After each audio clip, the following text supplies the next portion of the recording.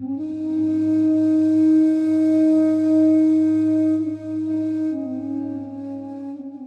diabète, l'hypertension artérielle font partie de ce qu'on appelle les maladies chroniques non transmissibles.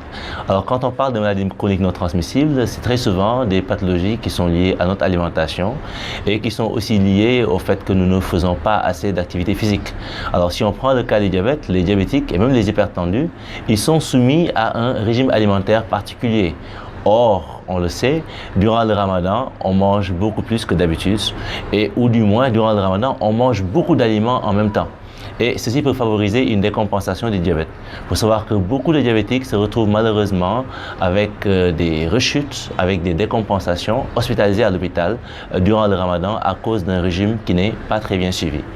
Alors, le diabète, est-ce qu'il est compatible avec le ramadan ? C'est une question qui est épineuse.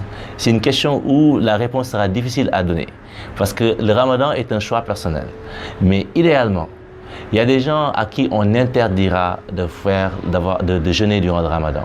Si votre taux de glycémie n'était pas équilibré durant les 3 derniers mois, s'il vous plaît, ne jeûnez pas, parce que ça va être pire.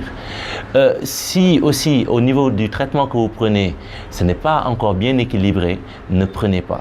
Si vous avez été diagnostiqué diabétique durant ces derniers mois, ne jeûnez pas aussi.